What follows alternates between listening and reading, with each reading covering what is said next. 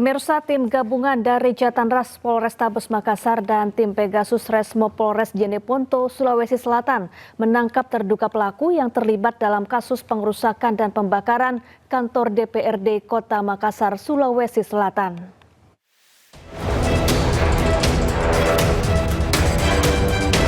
Remaja ini ditangkap oleh tim gabungan dari unit Jatanras Polrestabes Makassar dan tim Pegasus Resmo Polres Jeneponto, Polda Sulawesi Selatan di Jalan Poros, Bantaeng, Bulukumba. Ia diduga terlibat dalam aksi pembakaran gedung DPRD Kota Makassar beberapa hari yang lalu. Hingga kini polisi masih terus melakukan pengembangan penyelidikan untuk mengidentifikasi dalang di balik demo yang berujung anarkis. Polisi juga menyatakan tidak menutup kemungkinan akan ada lagi tersangka lainnya. Dari Jeneponto, Sulawesi Selatan, Haris Karaing, Mamo Ainis melaporkan. Pemirsa, polisi menangkap 4 remaja yang diduga pelaku pembakar halte Transjakarta. Miris, 2 dari 4 pelaku merupakan anggota aktif Karang Taruna Kelurahan Mampang Prapatan.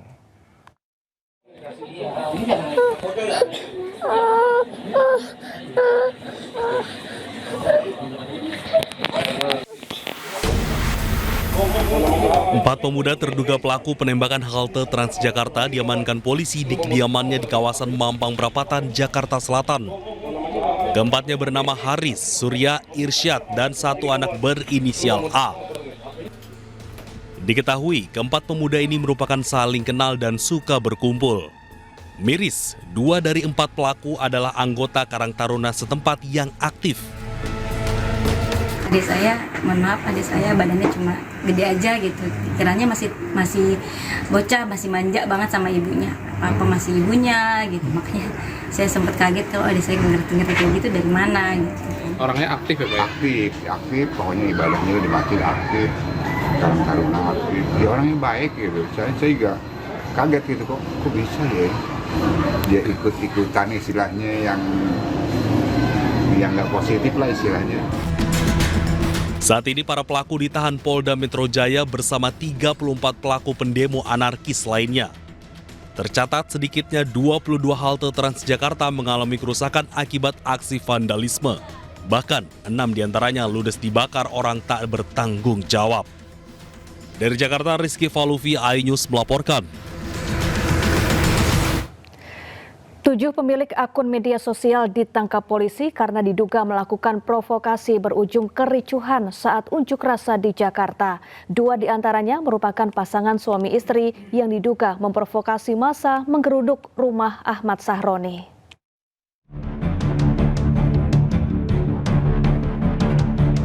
Patroli Siber Bareskrim Polri memblokir sebanyak 592 akun media sosial dan konten yang diduga menyebarkan provokasi. 7 tersangka kemudian ditangkap setelah polisi menerima 5 laporan. Di antara para tersangka, 2 diantaranya merupakan pasangan suami istri berinisial SB, 35 tahun, dan G, 20 tahun. Mereka diduga mengumpulkan orang untuk menjarah kediaman anggota DPR Ahmad Sahroni dan Polres Jakarta Utara. Merupakan keduanya adalah suami istri. Disampaikan kepada rekan-rekan media bahwa tersangka SB dan K ditangkap pada hari Senin tanggal 1 September 2025 oleh Subdit Jatanras Ditreskrim Polda Metro Jaya. Ketujuh tersangka kini telah ditahan polisi di Rutan Bareskrim dan Polda Metro Jaya. Mereka dijerat pasal berlapis Undang-Undang ITE dan pasal 160 KUHP dengan ancaman hukuman hingga 6 tahun penjara. Tim Liputan iNews melaporkan. Pemirsa, polisi menangkap 2 provokator perusakan dan pembakaran Polsek Jatinegara yang terjadi beberapa hari lalu. Kedua pelaku dibekuk di tempat persembunyiannya di kawasan Batu Ampar, Keramat Jati, Jakarta Timur. Kedua pelaku langsung digelandang ke Satreskrim Polres Metro Jakarta Timur dan dimintai keterangan. Dari hasil penyelidikan, kedua pelaku diketahui telah membawa bensin dengan niat membakar Polsek Jatinegara. Keduanya diketahui membakar sepeda motor di depan Mapolsek Jatinegara menggunakan bensin dan spanduk. Sementara polisi masih memburu para pelaku lain yang juga terlibat dalam aksi pembakaran dan provokasi di Mapolsek Jatinegara.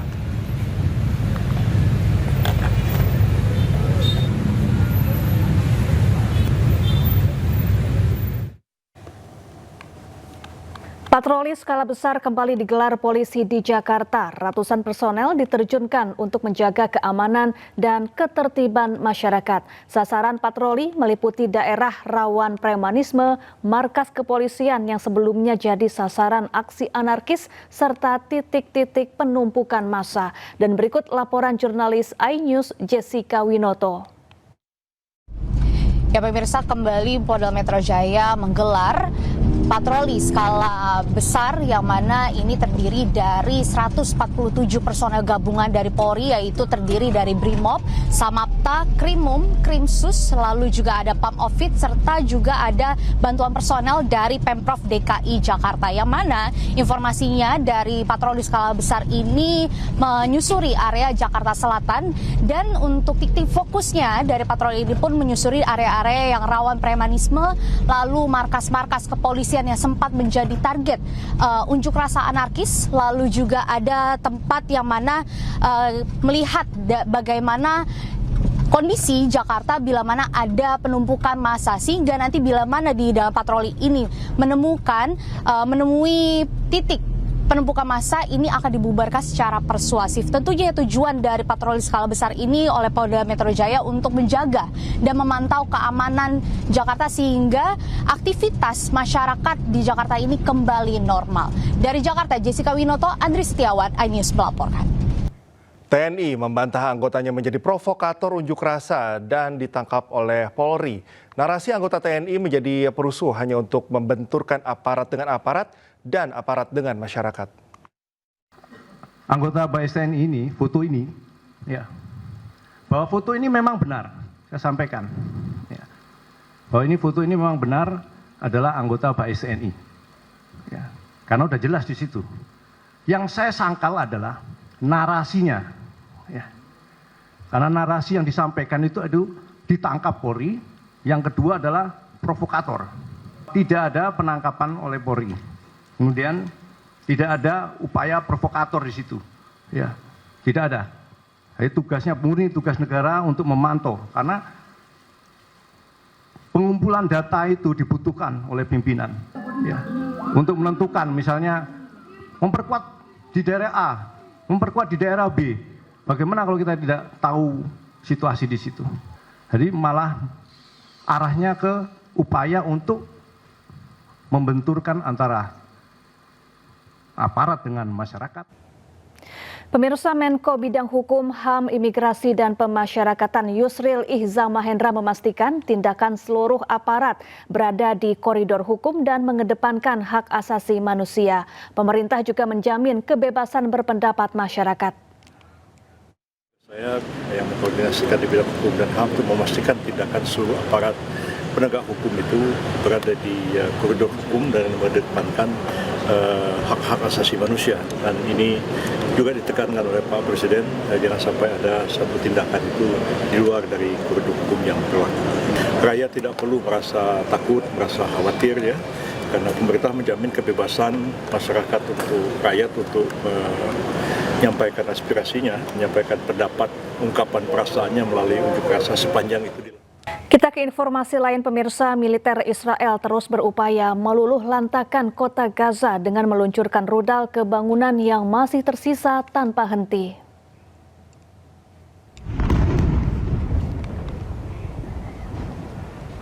Menara Mushtaha, sebuah gedung tinggi di kota Gaza, runtuh seketika sesaat setelah dihantam rudal Israel pada hari Jumat. Runtuhnya bangunan yang diklaim militer Israel sebagai markas Hamas ini diikuti asap tebal yang membumbung tinggi. Sementara warga langsung panik berlarian menjauh dari lokasi.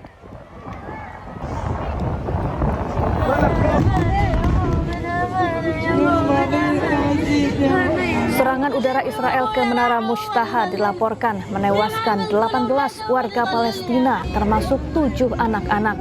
Para keluarga korban berkumpul di luar rumah sakit Al-Shifa di kota Gaza dengan tangisan di hadapan jenazah korban tewas. Kamar jenazah di rumah sakit dipenuhi dengan deretan 18 jenazah, baik dewasa maupun anak-anak yang siap untuk dimakamkan. Kantor berita Palestina Wafa melaporkan tewasnya 18 korban, termasuk 7 anak-anak dalam serangan udara Israel ke gedung tinggi sebagai markas Hamas.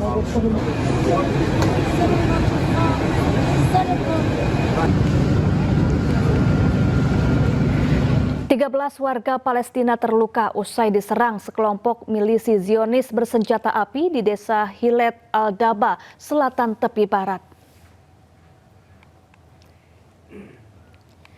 Inilah para lansia dan balita di desa Hilet Al-Daba, selatan tepi barat Palestina yang menjadi korban kekerasan oleh milisi Zionis Israel. Para penjajah juga meneror warga sipil Palestina dengan menembaki rumah dan menghancurkan sejumlah perabotan. Petugas medis yang tiba di lokasi langsung mengevakuasi para korban ke rumah sakit terdekat. Aksi keji penjajah Israel ini meninggalkan trauma yang mendalam bagi warga Palestina.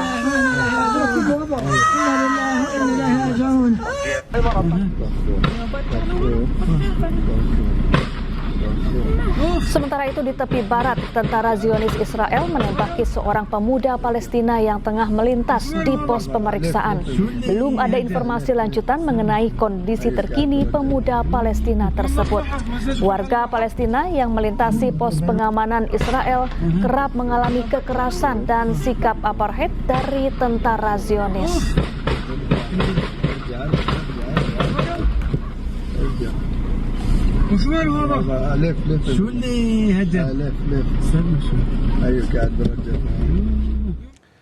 Keinformasi lainnya pemirsa, perahu layar Catalina dari Global Sumut Flotia menghadapi badai dan masalah mesin pada hari pertama pelayarannya di perairan Spanyol. Meski demikian, pelayaran terus dilakukan untuk mencapai Gaza.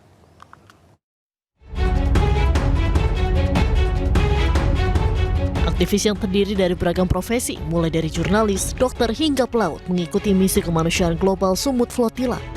Mereka bertujuan untuk menembus blokade militer Israel menuju Gaza dan memberikan bantuan kemanusiaan kepada warga Gaza. Dalam perjalanannya, perahu layar Catalina menghadapi kendala ketika meninggalkan Barcelona pada hari pertama pelayarannya di perairan Spanyol di lepas pantai Mallorca. Kapal harus ditarik 2 kali akibat kerusakan akibat badai dan masalah teknis sebelum berlabuh di Mau untuk perbaikan. Kapal ini diperkirakan akan berlayar lagi untuk bergabung kembali dengan kapal-kapal armada lainnya di Tunisia. Armada tersebut diperkirakan akan mencapai Tunisia dalam beberapa hari mendatang sebelum melanjutkan pelayarannya menuju ke Gaza. I know that a lot of us is not gonna make it. A lot of us gonna confront Israeli army.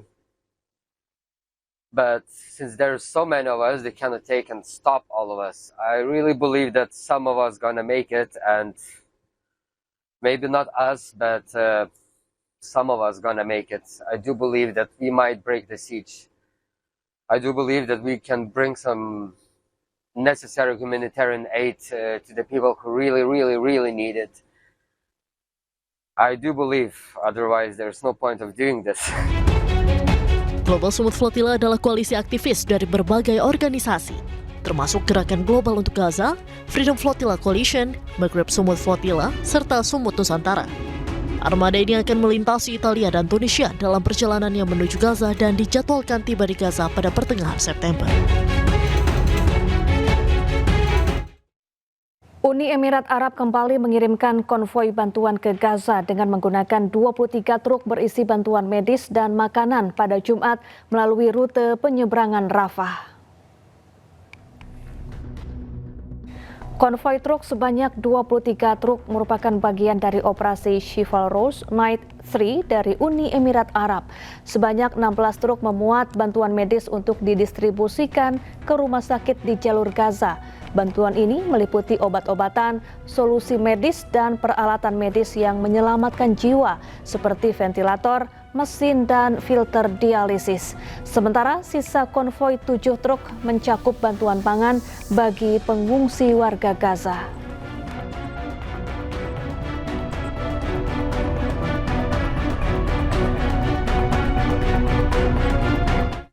Pemirsa, ratusan mahasiswa menggelar unjuk rasa di depan gedung MPR DPR RI menyuarakan 17+8 tuntutan rakyat.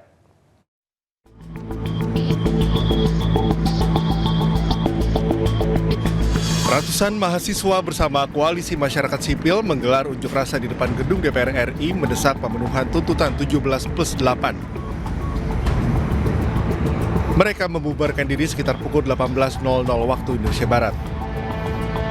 Para petugas kebersihan membersihkan sampah-sampah pasca aksi damai unjuk rasa di depan gedung DPR RI sejak Jumat siang. Usai membubarkan diri, lalu lintas di sekitaran gedung DPR RI kembali normal dan lancar.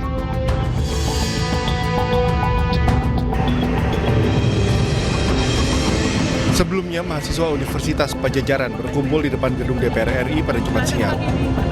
Mereka menggelar unjuk rasa sambil membawa beragam atribut alma mater biru. Mahasiswa juga membawa sejumlah poster tuntutan yang berisi 17+8 tuntutan rakyat. Aksi bertajuk Piknik Nasional Rakyat ini digelar untuk menagih DPR dan pemerintah dalam memenuhi 17+8 tuntutan rakyat yang tenggat waktunya jatuh pada 5 September 2025. Situasi di sekitar gedung DPR itu aman terkendali. Ya. Masyarakat tidak perlu khawatir. Kami hadir di sini untuk memberikan rasa aman, untuk memberikan perlindungan kepada masyarakat. Selain mahasiswa, aksi ini juga diikuti oleh sejumlah elemen masyarakat dan koalisi masyarakat sipil. Tim Liputan iNews melaporkan. Wakil Ketua DPR RI Sufmi Dasko Ahmad menanggapi tuntutan 17+8 masyarakat.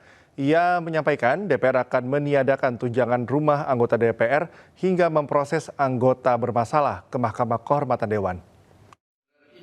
Menyepakati menghentikan pemberian tunjangan perumahan anggota DPR RI terhitung sejak tanggal 31 Agustus 2025. Yang kedua, DPR RI melakukan moratorium kunjungan kerja ke luar negeri DPR RI terhitung sejak tanggal 1 September 2025 kecuali menghadiri undangan kenegaraan. 3. DPR RI akan memangkas tunjangan dan fasilitas anggota DPR setelah evaluasi meliputi biaya langganan, A. daya listrik, dan B. jasa telepon, kemudian biaya komunikasi intensif dan biaya tunjangan transportasi. 4. Anggota DPR RI yang telah dinonaktifkan oleh partai politiknya tidak dibayarkan hak keuangannya. 5. Pimpinan DPR menindaklanjuti penonaktifan beberapa anggota DPR RI yang telah dilakukan oleh partai politik melalui mahkamah partai politik masing-masing dengan meminta Mahkamah Kehormatan DPR RI untuk berkoordinasi dengan mahkamah partai politik masing-masing yang telah memulai pemeriksaan terhadap anggota DPR RI dimaksud. 6. DPR RI akan memperkuat transparansi dan partisipasi publik yang bermakna dalam proses legislasi dan kebijakan lainnya. Ditandatangani oleh pimpinan DPR RI, Ibu Puan Maharani, saya Sufmi Dasko Ahmad, Pak Saan Mustafa, dan Pak Cucun.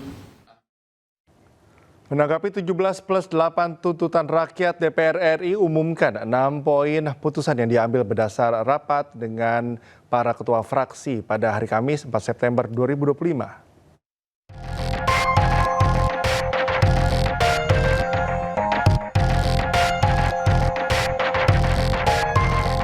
Pertama, DPR RI menyepakati menghentikan pemberian tunjangan perumahan anggota DPR RI terhitung 31 Agustus 2025.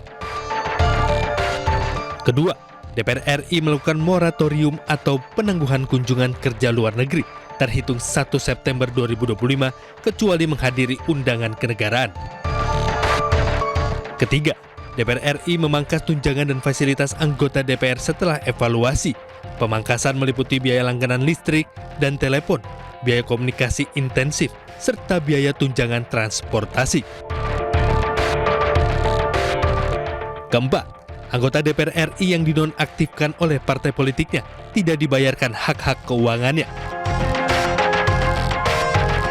Kelima, Pimpinan DPR RI menindaklanjuti penonaktifan sejumlah anggota DPR RI yang dilakukan parpol melalui Mahkamah Partai Politik masing-masing dengan meminta Mahkamah Kehormatan DPR RI untuk berkoordinasi dengan Mahkamah Partai Politik masing-masing yang telah memulai pemeriksaan terhadap anggota DPR dimaksud. Keenam, DPR RI perkuat transparansi dan partisipasi publik dalam proses legislasi atau pembuatan undang-undang dan kebijakan lain. Mahasiswa Muslim yang tergabung dalam KAMI meminta pemerintah dan DPR menghapus anggaran tunjangan serta kunjungan ke luar negeri. Rapimnas Kesatuan Aksi Mahasiswa Muslim Indonesia digelar di Aula Kementerian Desa Jakarta Selatan. Kegiatan dihadiri Wakil Menteri Desa dan PDT Ahmad Riza Patria serta Komisi 10 DPR RI. Melalui forum ini kami mengapresiasi langkah pemerintah yang membuka diri untuk mendengarkan aspirasi mahasiswa dan masyarakat secara langsung. Namun kami menilai aspirasi tersebut harus ditindaklanjuti, bukan hanya sebatas pertemuan formal saja. Dalam Rapimnas pertama ini, kami juga menegaskan sikap solid berpegang pada hasil Muktamar ke-13 di Mataram, Nusa Tenggara Barat.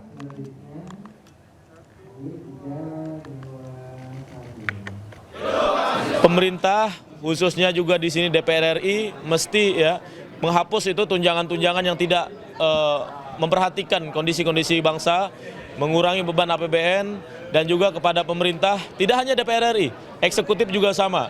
Kurangi kunjungan-kunjungan kerja yang ada ke luar negeri ataupun kemudian tunjangan-tunjangan lain yang berlebihan. Menko Polhukam periode 2019-2024 Mahfud MD menyoroti tentang aksi demonstrasi yang terjadi beberapa hari lalu. Selain itu, ia menyampaikan jika ada tindakan makar di balik gelombang aksi massa, aparat harus bertindak. Tentu itu diwakilkan setiap pertemuan rapatnya. Mahfud MD Menko Polhukam periode 2019-2024 menanggapi pernyataan Presiden Prabowo Subianto yang sebelumnya mengingatkan adanya gejala makar di balik gelombang aksi massa yang berakhir ricuh. Selain itu, ia menjelaskan bahwa definisi makar telah tertuang dalam Kitab Undang-Undang Hukum Pidana. Menurutnya, gelombang aksi demonstrasi di berbagai daerah adalah gerakan organik yang lahir dari masyarakat sebagai akumulasi kekecewaan terhadap kebijakan pemerintah. Ya ditangkap aja kalau ada yang makar. Makar itu kan ada di Undang-Undang Hukum Pidana ya. Satu, ingin menggulingkan pemerintah yang sah. Dua, ada gerakan untuk presiden dan wakil presiden tidak bisa bekerja. Itu makar namanya. Apa ada ke arah itu? Saya tidak tahu. Mahfud MD juga mengingatkan kepada pemerintah bahwa mengurus negara tidak seperti mengurus warung kopi. Dari Yogyakarta, Gunanto Farhan Ayunis melaporkan. Menteri Sosial Saifullah Yusuf memastikan pihaknya akan memberikan santunan bagi para korban demonstrasi yang berujung ricuh beberapa waktu lalu. Bantuan akan diberikan sesuai kondisi korban.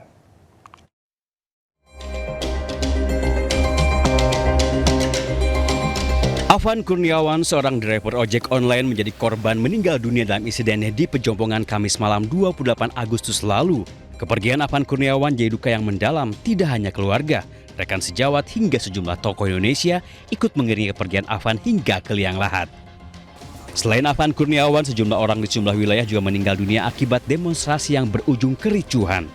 Komnas HAM mencatat selain Afan ada 10 korban tewas lainnya selama kerusuhan pada 25 Agustus hingga 2 September 2025. Terkait para korban, Menteri Sosial Saifullah Yusuf atau Gus Ipul memastikan pihaknya akan memberikan santunan. Korban meninggal dunia akan menerima santunan sebesar 15 juta rupiah. Sementara korban luka-luka akan diberikan bantuan sesuai tingkat keparahan yang dialami. Selain santunan langsung, Kemensos juga akan memberikan bantuan lain termasuk jika ada anak di bawah umur yang berhadapan dengan hukum akibat insiden ini. Dua anggota Brimob Polri yang menabrak pengemudi ojek online Afan Kurniawan hingga tewas dijatuhi sanksi. Keduanya dinilai tidak profesional dalam menangani aksi unjuk rasa. Tidak dengan hormat atau PTDH sebagai anggota Polri. Komandan Batalion Resimen 4 Koprimo Polri, Kompol Kosmas Kagai, dipecat dari Polri. karena dinilai tidak profesional dalam menangani aksi unjuk rasa Kamis 28 Agustus lalu. Kendaraan taktis yang ditumpanginya menabrak pengemudi ojek online Afan Kurniawan hingga meninggal dunia. Saat kejadian, Kompol Kosmas duduk di sebelah pengemudi Rantis, Bribka Rohmat. Dengan kejadian atau peristiwa, bukan menjadi niat, sungguh-sungguh demi Tuhan, bukan ada niat untuk membuat orang celaka, tetapi sebaliknya. Namun peristiwa itu sudah terjadi. Pada kesempatan ini, saya juga mau menyampaikan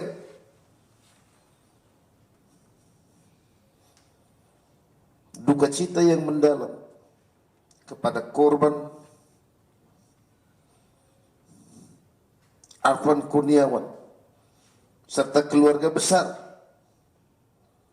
Sungguh-sungguh di luar dugaan, dan saya mengetahui ketika korban meninggal, ketika video viral. Sementara itu, pengemudi Rantis, Bribka Rohmat, diberi sanksi demosi 7 tahun. Demosi adalah pemindahan anggota polisi ke jabatan yang lebih rendah. Jiwa kami tribrata untuk melindungi, melayani, dan melayani masyarakat yang mulia. Tidak ada niat sedikit pun kami yang mulia untuk mencederai, apalagi sampai menghilangkan nyawa yang mulia. Komisi Kode Etik Polri juga menggelar sidang etik kepada 5 anggota polisi lainnya yang saat insiden penabrakan turut menjadi penumpang dalam Rantis. Tim Liputan iNews melaporkan. Pemecatan Kompol Kosmas Kajugae penabrak Afan Kurniawan dalam sidang Kode Etik Polri menimbulkan gelombang penolakan dari sejumlah pihak. Hal tersebut dinilai dari rekam jejak dan pengabdian Kompol Kosmas untuk negara.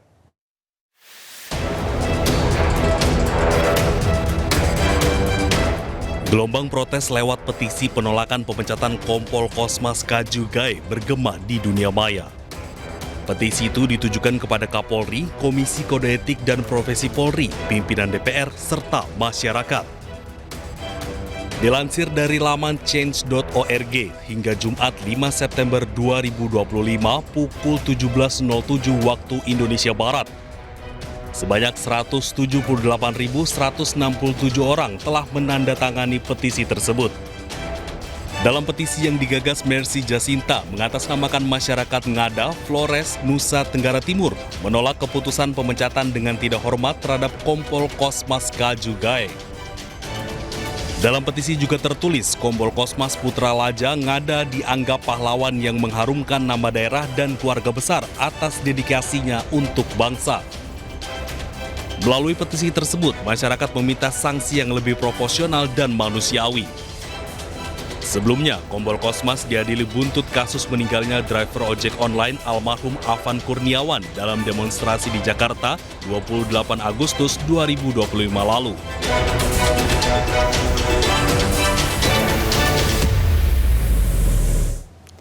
Pemirsa, mengenang meninggalnya Afan, ojek online di Solo, Jawa Tengah, tabur bunga dan menyalakan lilin hingga bendera setengah tiang. Sementara itu, ratusan pengemudi ojek online bersama mahasiswa di Batam menggelar doa bersama.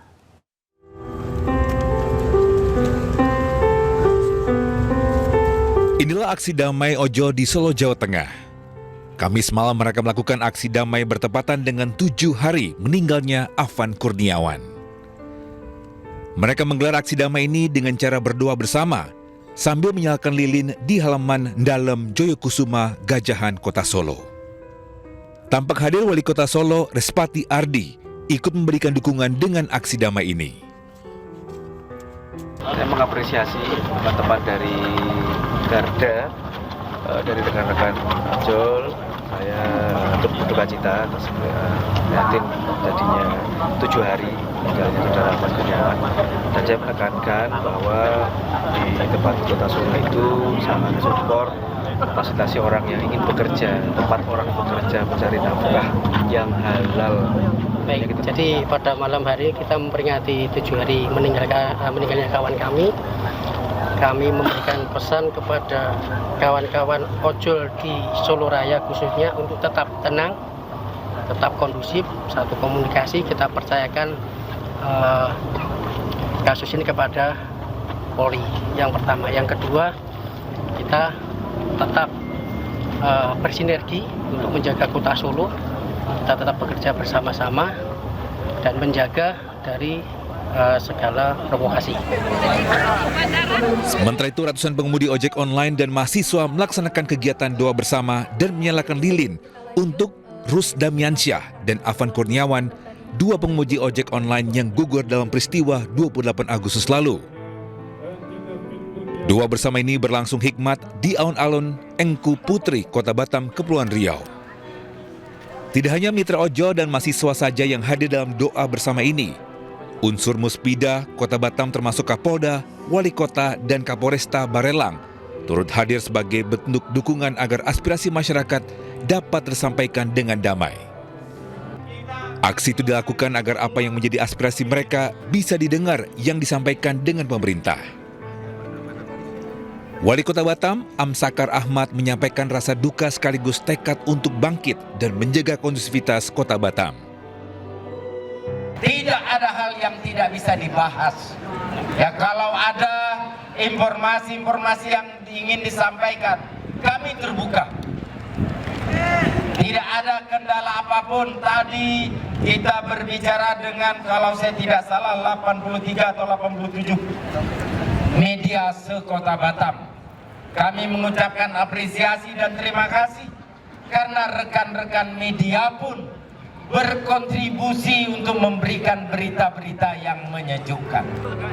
Doa yang berlangsung hikmat ini diakhiri dengan berbagi sembako serta lilin terus menyala hingga larut malam yang menjadi simbol persatuan, kepedulian, dan harapan agar Kepulauan Riau senantiasa aman dan damai. Tim Liputan iNews melaporkan. Seorang guru honorer di Mandailing Natal, Sumatera Utara mengamuk dan terlibat baku hantam dengan sejumlah guru. LN kesal jadwal mengajarnya dikurangi dan penghasilannya sebagai guru juga ikut berkurang.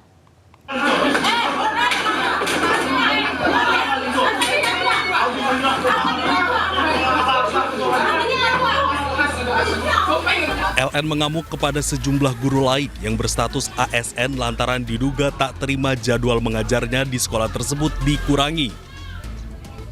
Rapat yang tengah berlangsung kondusif, namun di tengah rapat diputuskan jadwal mengajar LN dikurangi. LN yang sudah setengah kecewa masih dapat menerima keputusan tersebut, namun ia langsung mengamuk setelah tak terima atas ucapan bernada menyindir dari seorang guru wanita berstatus ASN. LN mengamuk, menghancurkan kursi rapat dan terlibat baku hantam dengan guru lain. LN kesal jadwal mengajar dikurangi membuat otomatis penghasilannya sebagai guru juga ikut berkurang. Kasus ini sudah diketahui oleh Dinas Pendidikan setempat dan saat ini para guru dan pihak sekolah yang terlibat keributan tengah diperiksa inspektorat setempat. Dari Mandailing Natal, Sumatera Utara, Ahmad Hussein Lubis, iNews melaporkan.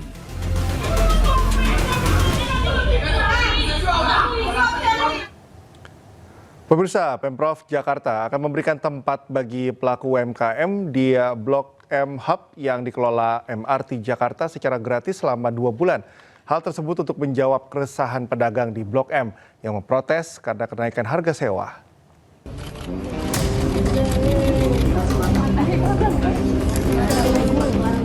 Gubernur Jakarta Pramono Anung menanggapi isu kenaikan harga sewa kios di distrik Blok M, Kebayoran Baru, Jakarta Selatan. Pramono menyatakan sudah ada tarif batas bawah dan batas atas yang ditentukan dalam biaya sewa kios di kawasan Blok M untuk pelaku UMKM. Untuk membantu pelaku UMKM, Pramono telah berdiskusi dengan MRT Jakarta untuk memberikan tempat secara gratis di Blok M Hub selama 2 bulan. Solusi ini diharapkan Pramono bisa menjawab keresahan pedagang yang ada di Blok M. Bagi pedagang atau siapapun yang mau menggunakan fasilitas ini, selama 2 bulan kami beri free dan tentunya kami minta juga untuk menjaga konduktivitas, kenyamanan, keamanan yang ada di Blok M. Itu yang kami sampaikan. Jadi untuk sewa di sini nanti apa yang menjadi kesepakatan antara para pedagang dengan MRT kalau di tempat ini ya. Sementara itu, Pemprov Jakarta meminta PT MRT Jakarta untuk memutus kerjasama dengan Koperasi Pedagang Pasar Pusat Melawai atau Kopema dalam mengelola UMKM di Plaza 2 Blok M. Hal itu dilakukan apabila pihak Kopema tetap ingin tarif sewa kios sebesar Rp15 juta per bulan. Diketahui, PT MRT Jakarta telah menetapkan biaya sewa tarif bawah Rp300.000 per bulan dan tarif atas Rp1,5 juta per bulan.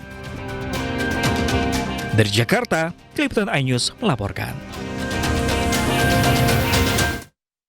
Pemirsa, mengantisipasi gangguan Kamtibmas Pemkab Tangerang bekerja sama dengan TNI, Polri, dan masyarakat menggelar apel patroli skala besar gabungan. Apel ini digelar untuk menyapa warga dan memastikan situasi Kabupaten Tangerang aman dan kondusif.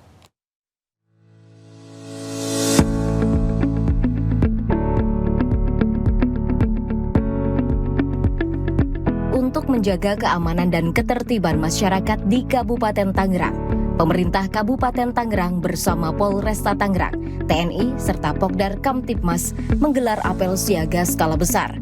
Apel ini dilanjutkan dengan patroli gabungan menggunakan kendaraan roda 2 maupun roda 4, menyapa warga sekaligus memastikan situasi wilayah tetap aman dan kondusif. Apel skala besar yang digelar di lapangan Raden Arya Yudanegara ini dipimpin langsung oleh Bupati Tangerang, Muhammad Maisal Rashid, bersama Kapolresta Tangerang, Kombes Pol Andi Indra Waspada, dan Dandim 0510 Letkol Infantri Yudo Setiono. Kegiatan ini melibatkan 615 personil, terdiri dari 350 anggota Polri, 50 TNI, 25 Dishub, 30 Satpol PP, 50 pengemudi ojek online, 25 pelajar hingga unsur masyarakat, serta organisasi lainnya. Kebersamaan antara aparat dan masyarakat ini menjadi simbol bahwa keamanan daerah bukan hanya tanggung jawab aparat semata, tetapi juga membutuhkan dukungan dan keterlibatan seluruh lapisan masyarakat. Dalam amanatnya, Bupati Tangerang Muhammad Maisal Rashid menegaskan pentingnya menjaga ketertiban dan kenyamanan bersama.